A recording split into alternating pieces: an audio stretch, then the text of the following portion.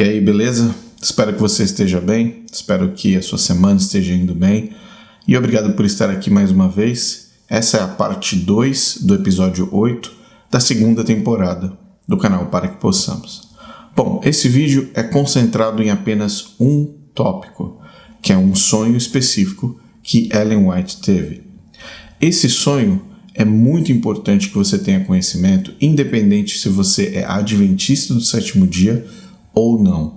Isso indifere, porque se você é adventista do sétimo dia, você é influenciado por Ellen White diretamente ou indiretamente.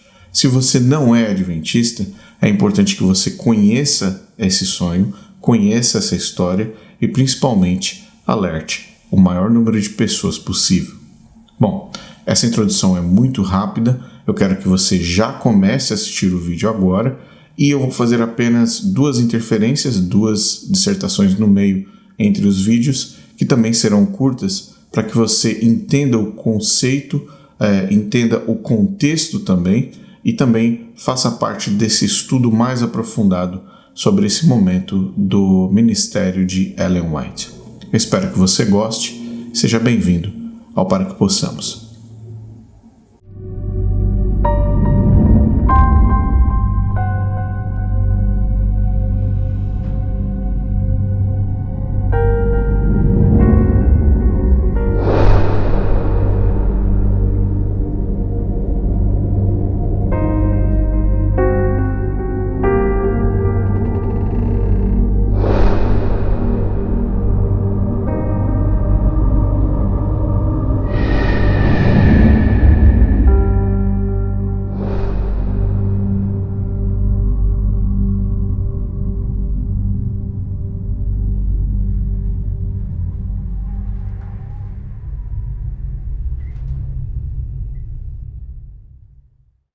O envolvimento de Ellen White com as práticas estranhas ao cristianismo ortodoxo tradicional sempre ultrapassaram os limites de apenas uma interpretação herética da Bíblia ou uma prática duvidosa espiritual. Durante toda a sua vida, Ellen White esteve envolvida em situações onde o sobrenatural estava presente, de forma claramente visível ou simplesmente nas entrelinhas de textos extremamente bem elaborados que misturavam palavras cristãs e doutrinas erráticas. Entre muitos exemplos, não poderíamos deixar de destacar o sonho do cordão verde. Mas antes, é fundamental deixar claro para você que está assistindo que a Igreja Adventista considera que visões e sonhos vindos de Ellen White possuem o mesmo peso e a mesma representatividade profética. Em outras palavras, visões são iguais a sonhos e sonhos são iguais a visões.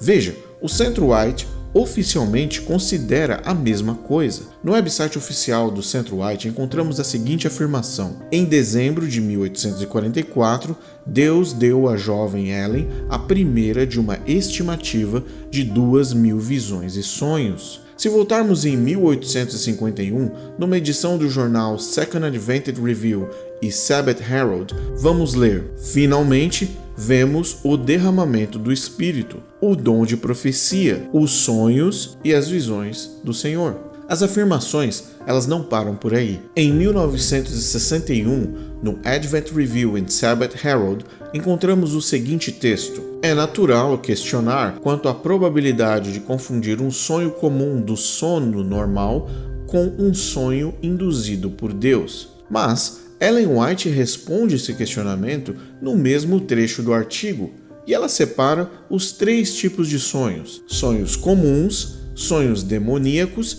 e sonhos inspirados por Deus.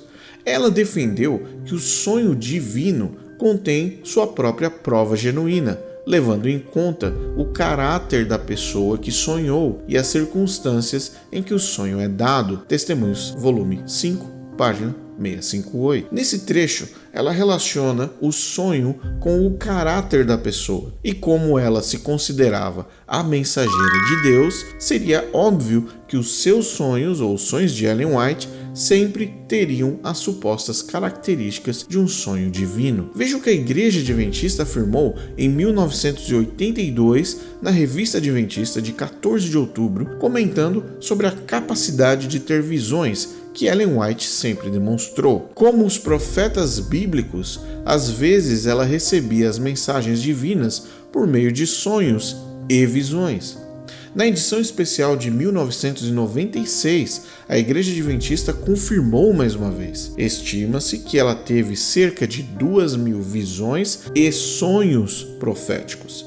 Ela recebeu sonhos e visões ao longo do seu ministério. Por último, vamos destacar um artigo do jornal The Youth's Instructor, ou o equivalente ao Instrutor dos Jovens, onde nessa edição de fevereiro de 1917, apenas 2 anos depois da morte de Ellen White, eles afirmaram mais uma vez que Deus abençoou Ellen White ricamente com 2 sonhos e uma visão que seriam publicados na semana seguinte no mesmo periódico. Perceba que no canto inferior direito lemos a confirmação de que o sonho do cordão verde é oficialmente considerado um sonho, mas vindo direto de Deus e inspirado por Deus. Bom, agora que você já aprendeu que a Igreja Adventista do Sétimo Dia considera que os sonhos de Ellen White eram inspirados e enviados por Deus com o objetivo de instruir, ensinar, doutrinar e guiar a Igreja, vamos analisar 2 sonhos que ela teve. Pois é, você viu nessa primeira parte que a Igreja Adventista do Sétimo Dia considera que sonhos têm o mesmo peso que visões e visões possuem o mesmo peso que sonhos, e que Ellen White teve ambos os formatos durante mais de 2.000 experiências, vamos dizer assim, mediúnicas ou experiências sobrenaturais, dê o nome que você quiser, eu considero mediúnicas. Então são 2.000 experiências que, no entanto, é bom lembrar, inclusive para você que é membro da Igreja Adventista, que nenhuma dessas 2.000 estão organizadas de uma forma sequencial. Por exemplo, você vai encontrar algumas visões aqui ou ali dentro da literatura de uma forma tecnicamente organizada, mas através da literatura, ou seja, do livro 1, do livro 2, do livro 3, com visões incluídas. Mas não existe, nem no site da igreja, nem no Centro White, nem em lugar nenhum, essas 2.000 visões e sonhos devidamente catalogados, listados, separados por data, evento, ano, local e tema. Isso não existe. Então, de uma forma ou de outra, esses 2.000 ou essas 2.000 experiências mediúnicas são nada mais nada menos que uma carteirada, como a gente costuma dizer, para que dê um pouco mais de autoridade para Ellen White. O que nem é muito necessário, porque de uma forma ou de outra eles continuam fomentando o tipo de conteúdo ou essa literatura de Ellen White através de diversos materiais e formatos.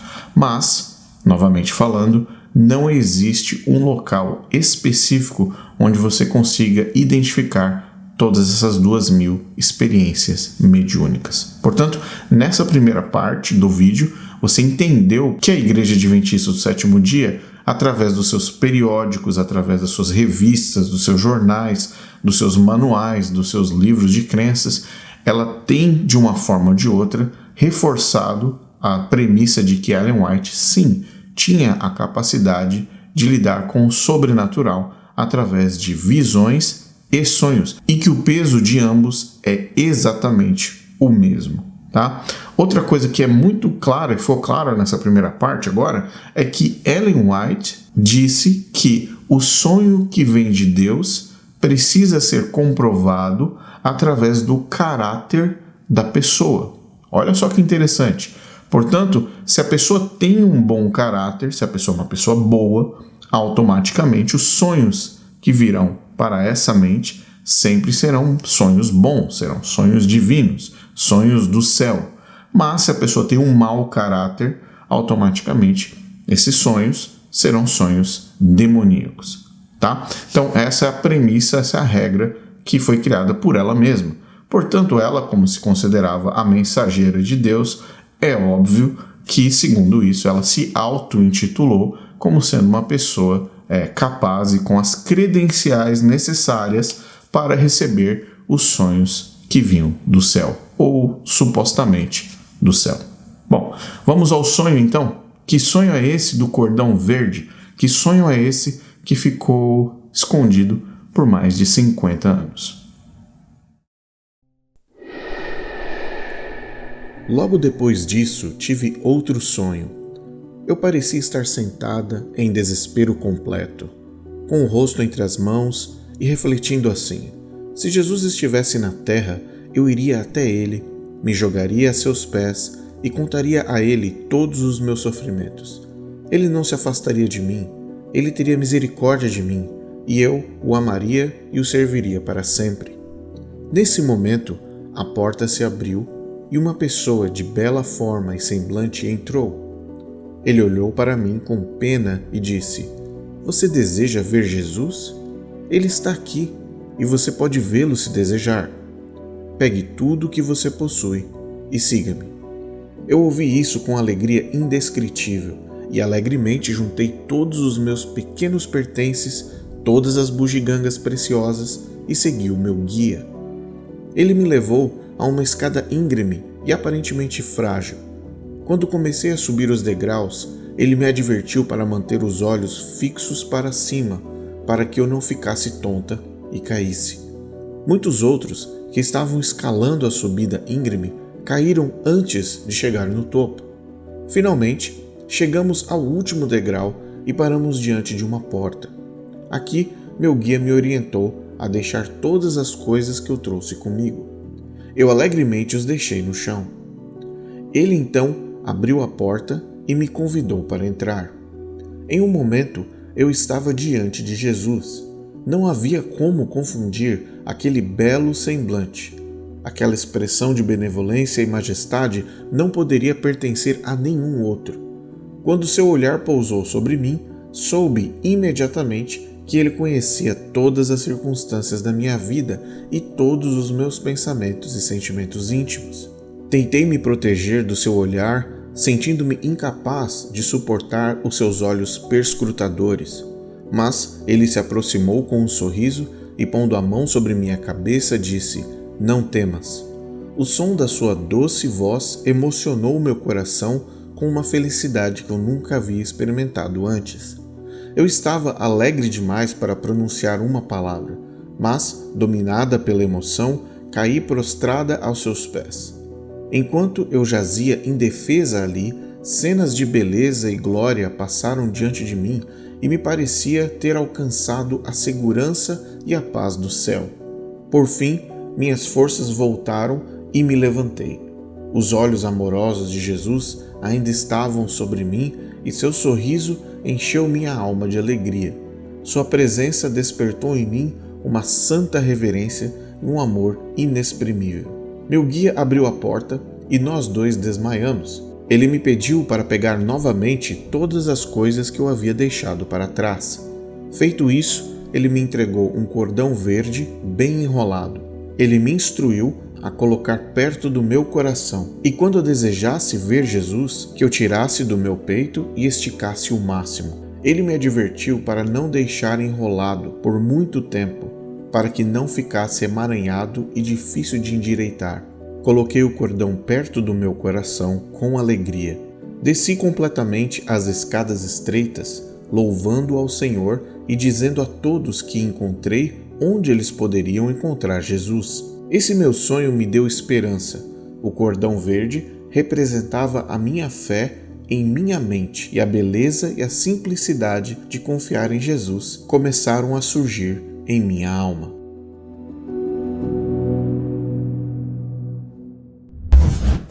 Muito bem, esse é o sonho do cordão verde. Bom, eu fiz aqui algumas anotações, estão aqui na minha frente, e nós vamos interagir com essas anotações agora, enquanto eu falo com você, nessa parte final desse vídeo, tá? Vamos lá. Primeiro ponto que nós precisamos tomar sobre esse sonho.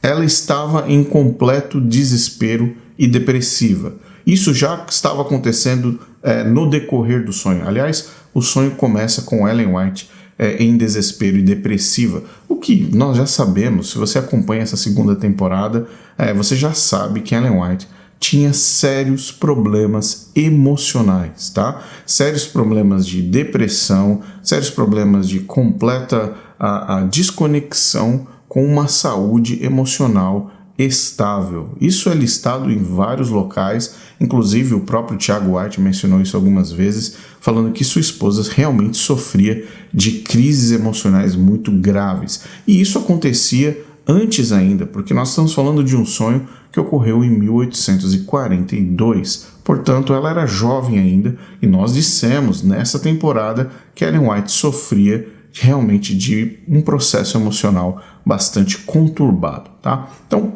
nada mais completo, nada mais confirmatório do que esse primeiro ponto, o fato de que ela estava realmente em completo desespero e depressiva, porque Ellen White, repito isso, acho que eu já repeti várias vezes isso, Ellen White realmente não acreditava que ela seria salva.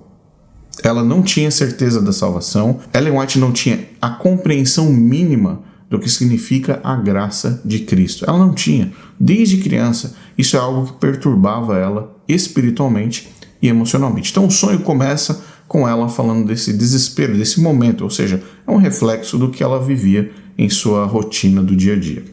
Ela diz que se Jesus estivesse na terra, ela se jogaria aos pés de Cristo e ele teria misericórdia dela e não se afastaria dela. Olha só que mais um ponto que conecta com o ponto anterior. Ou seja, se você não tem uma compreensão de quem é Cristo, se você não tem uma compreensão de quem é Jesus, você precisa necessariamente que Cristo venha fisicamente, que apareça na sua frente fisicamente, em carne e osso, para que você fique em paz, para que você tenha paz na sua vida. Olha só que interessante nesse segundo ponto do sonho que ela mesma destacou. Ela queria a presença física de Cristo.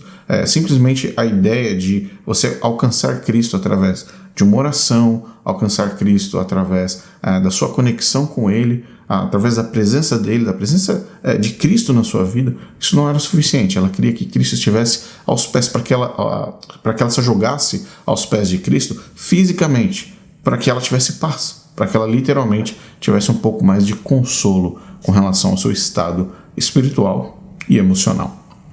No momento em que ela pensou isso, então, no meio do desespero dela, uma pessoa de bela forma abriu a porta e entrou. Então, logo de cara, eu preciso dizer que em momento nenhum, durante essa visão ou sonho que ela teve, ela disse que essa pessoa, esse guia, era um anjo, ok? Ela dá o nome de pessoa, ela dá o nome de guia, mas em momento nenhum ela determina que esse ser era um anjo, ok? Vamos lá. Esse ser perguntou para ela se ela queria ver Jesus. Então, ela perguntou, literalmente, se a Ellen White queria ver Jesus, que era exatamente o que ela estava dentro dela mesma, ansiando, pensando, desejando, né? Então, ele pediu a ela que pegasse tudo que ela possuía e o seguisse. Esse é um dos pontos mais complexos para poder interpretar nesse sonho. Porque logo no final do sonho você percebe que ele pede para ela deixar as coisas na porta antes de encontrar com aquele outro ser, mas depois ela pega todas as coisas de volta e leva junto com ela. Ou seja, é um pedaço de informação que eu não consegui decifrar. Eu tenho duas alternativas. A primeira alternativa seria um tipo de oferenda que você leva para encontrar com algum ser. A segunda alternativa é uma conexão, algum tipo de conexão com as coisas que você tem aqui na Terra, na sua vida, e que necessariamente para supostamente encontrar aquele Cristo ou aquele ser, ela teria que abandonar para ter um encontro com ele. Então, talvez seja isso, mas é uma funcionalidade, é uma ilustração no meio desse sonho que não tem muita conexão. Mas deixe nos comentários o que você acha. Depois, ela disse que havia uma escada íngreme e que ela deveria subir olhando para cima para não cair, porém outras pessoas, ela percebeu, estavam caindo através dessa mesma subida. Então ela conseguiu subir sem maiores dificuldades, ela foi subindo olhando para cima, seguindo as instruções do ser, do guia, né, da pessoa que entrou para falar com ela. Ela não caiu, mas ela percebeu que outras pessoas estavam caindo. Então, tem uma simbologia nessa comunicação, que é a simbologia muito parecida com a esposa de Ló. Você lembra? Quando eles estavam saindo da cidade que queria ser destruída, o anjo pede, olha, não olhe para trás, vai para frente, olhe para frente, senão vai acontecer um problema. E aconteceu um problema que a esposa de Ló foi transformada, na verdade, numa estátua de sal. Isso tem uma relação, Ellen White sempre tenta colocar ilustrações de uma forma assim subliminar no meio do texto dela, e ela automaticamente mostra dois estados: o estado de alguém que seguiu as orientações, olhou para cima, não tirou os olhos, e as pessoas que tiraram os olhos, talvez, que perderam o equilíbrio, caíram num tipo de abismo, ou caíram para o fim da escada, alguma coisa assim. Então ela ela faz uma diferença muito grande. Olha, eu consegui chegar lá, outras pessoas não conseguiram. Ok? Vamos lá, qual é o ponto número 6? Ao chegar na porta, então, como eu disse, né, o ser pediu para que ela deixasse as coisas na entrada, antes na porta ali, né, o que para mim tem um simbolismo um pouco nulo, é estranho isso. Mas, como eu disse, pode ter alguma coisa aí, deixe nos comentários. Ele abriu a porta e ela entrou, e ela disse que não havia como confundir que aquele outro ser era Jesus. Muito bem. Se você agora, na sua casa, se você agora vir um ser brilhante na sua frente, qual é a referência que você vai ter de que esse ser é Cristo? Fala para mim. Qual é a referência? Como é que nós podemos ter certeza se um ser de luz vem do céu, ou se o ser de luz que você está vendo é Cristo ou não? E isso é um ponto extremamente importante nesse sonho todo, porque ela, por ela mesma, e a gente tem que confiar nela, né? Nós temos que confiar na palavra dela, numa palavra de uma menina perturbada, em 1842, uma menina jovem, devia ter ali seus 15 anos de idade, mais ou menos, que ela tinha pleno conhecimento de que aquele ser que estava na frente dela era Cristo. No entanto, no começo do sonho, ela clamava por Cristo. Ela clamava por Jesus. Ela precisava de Jesus presente fisicamente na frente dela. Era isso que ela estava clamando. Bom, se uma pessoa tem essa necessidade, essa urgência, esse anseio para ter paz, das duas uma. Ou essa pessoa literalmente não conhece Cristo, que eu acredito que ela não conhecia, ou essa pessoa tinha ansiedade de conhecer outro ser. E aqui na frente dessa porta, no momento que ela entra, ela tem esse vislumbre, ela tem essa luz, esse ser que aparece na frente dela, ela automaticamente defende que ele era Cristo, mas sem dar nenhuma referência. Por exemplo, algo básico, as marcas nas mãos, poderia ter sido uma referência que ela poderia ter dado. Olha, vi que ele era Jesus, porque eu notei que em suas mãos haviam marcas da crucificação. Poderia estar dentro do texto. Não estava. Ela poderia ter dado outro tipo de referência que talvez, realmente conectado à Bíblia, claro, desse ao leitor, desse a todos nós a impressão de que ela de fato teve uma experiência com Cristo. Mas nós temos que acreditar somente na palavra dela e no que ela viveu através desse sonho. Portanto, existe alguma certeza de que esse ser era Cristo? Não. Nenhuma. Vamos lá. Ela se prostrou aos pés daquela entidade e adorou, recebendo em sua mente cenas de beleza e glória. Essa mesma entidade para ela disse: não temas. Claro, uma frase clássica da Bíblia, uma frase que é comumente ouvida, uma frase que você pode relacionar essa frase com Cristo, definitivamente, mas simplesmente a frase não temas não significa que o originador dessa frase é Cristo. Vamos lá. Depois de toda essa sessão que ela teve com esse ser, de toda essa experiência que ela teve com esse ser, o guia, enfim, abriu a porta daquele espaço onde eles estavam, um tipo de sala, algum tipo de salão, alguma coisa assim.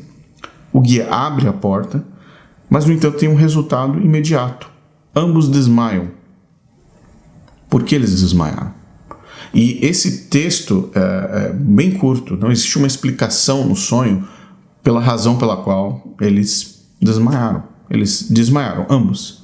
Ou seja, se Ellen White, um ser humano, desmaiou, e esse ser também desmaiou, automaticamente você há de convir comigo que esse ser não era um anjo que está acostumado com a presença de Cristo. Certo? Porque se o anjo está acostumado com a presença de Cristo, um anjo não vai desmaiar ao ver Cristo. Então, você é um anjo, você está obedecendo às ordens de Cristo, você está indo no céu para a terra, está fazendo seu trabalho de anjo, certo? E aí, de repente, você está ali, num ambiente normal, seu ambiente de trabalho, vamos dizer assim. E do nada você desmaia. Isso quer dizer que aquele ser, se aquele outro ser fosse de fato Jesus, aquele ser não tinha capacidade ou condições de enfrentar a glória de Cristo, certo? Mas um ponto a mais para você pensar. Muito bem, esse mesmo ser, depois que eles desmaiam, eles acordam, a gente não sabe quanto tempo passou durante o desmaio e o acordamento, vamos dizer assim.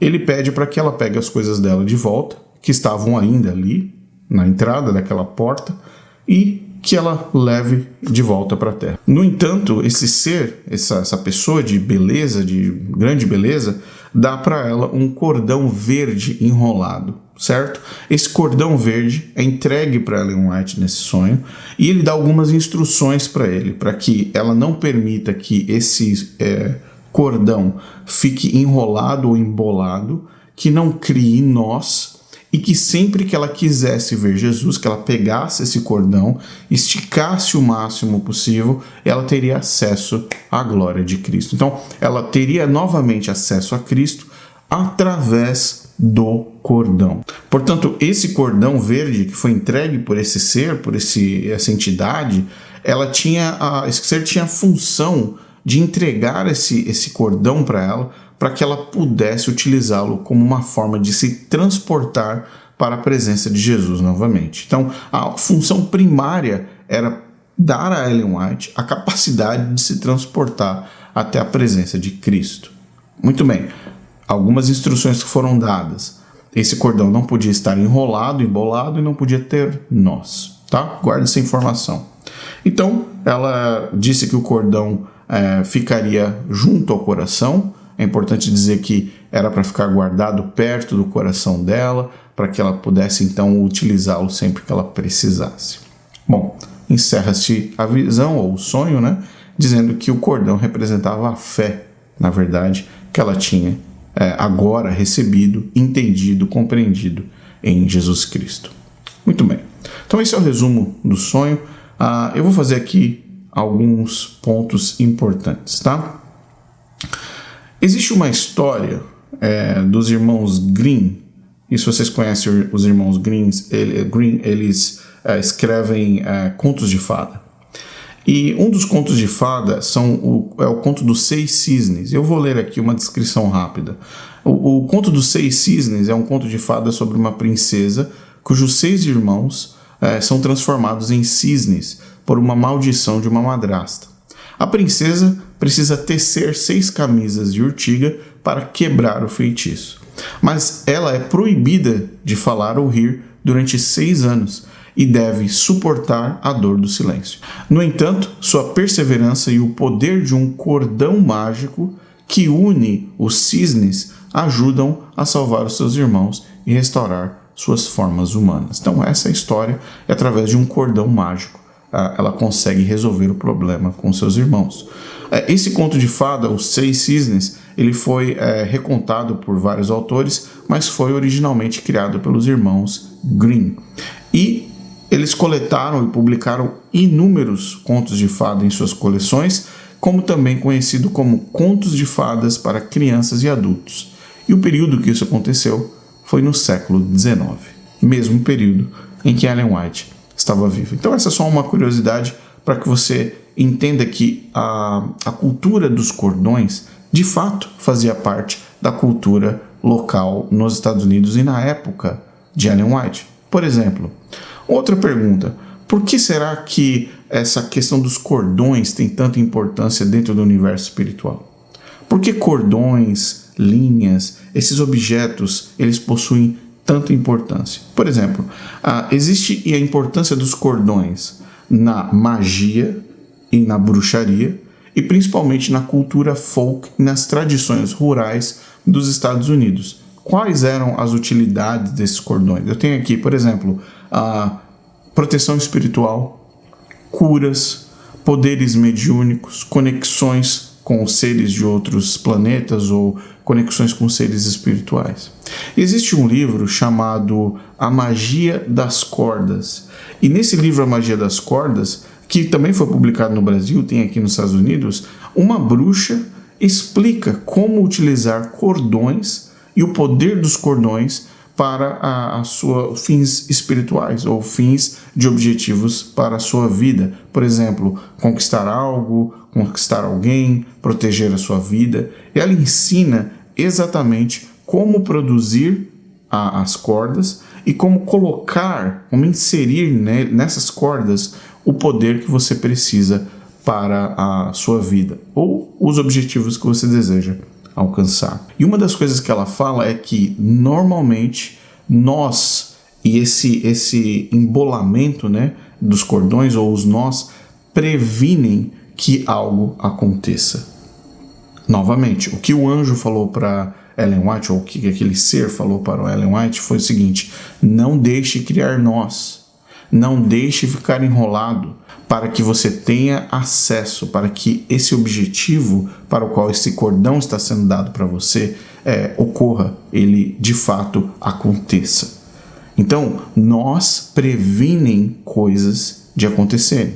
Por exemplo, uma das coisas que acontece muito no Brasil, brasileiros são extremamente familiarizados com isso, são, por exemplo, as guias.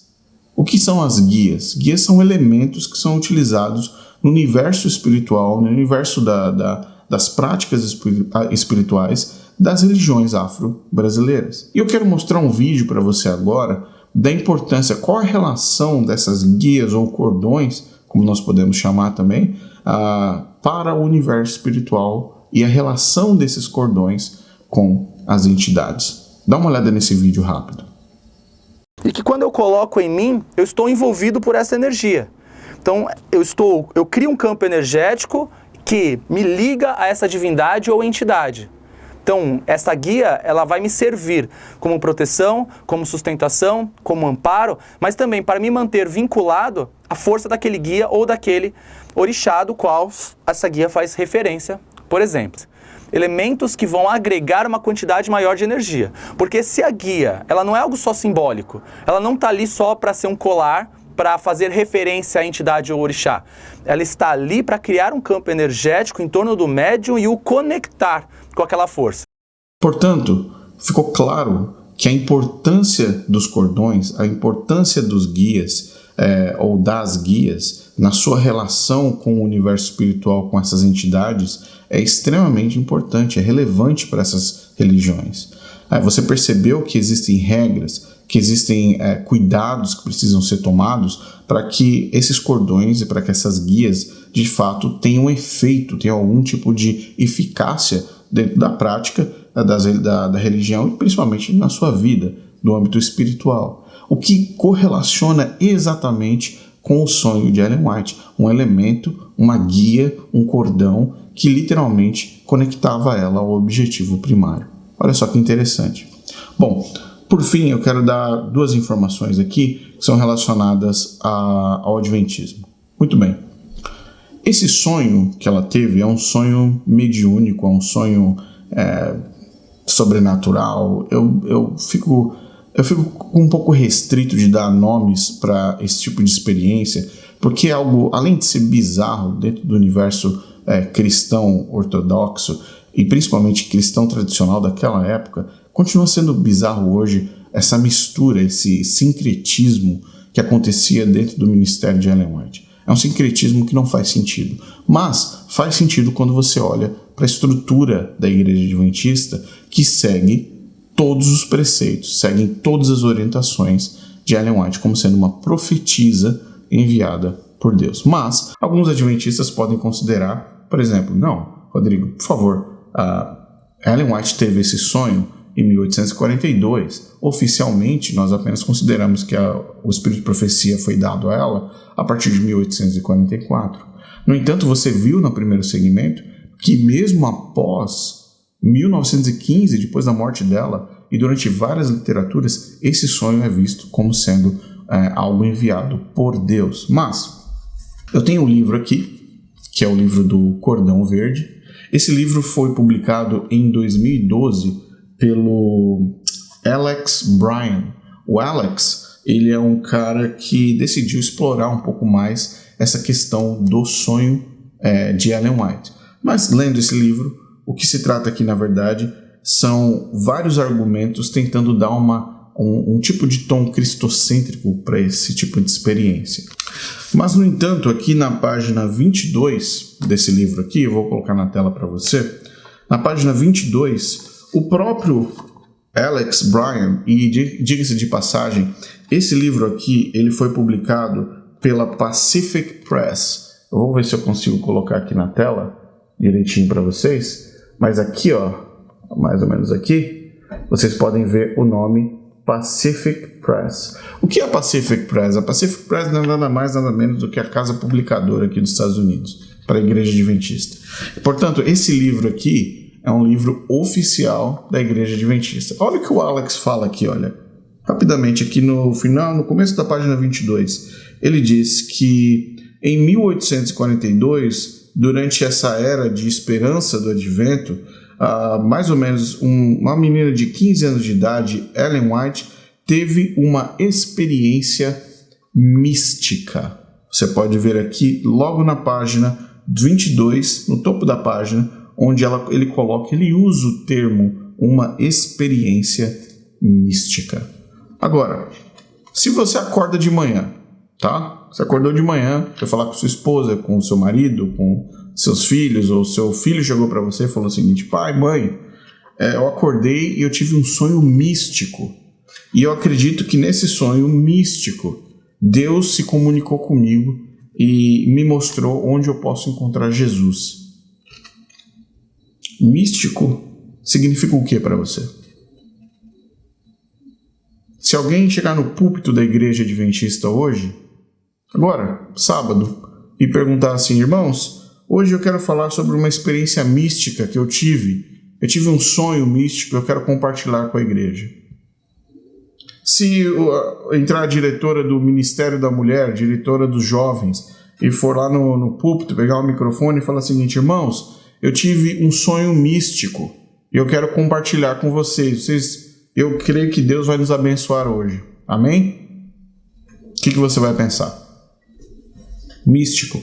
Então, a casa publicadora dos Estados Unidos publicou esse livro aqui, O Cordão Verde, oficializando isso como sendo um sonho místico. Agora, por que os adventistas não fazem ideia desse sonho? Você provavelmente deve estar falando: de onde saiu isso? De onde saiu essa história desse sonho?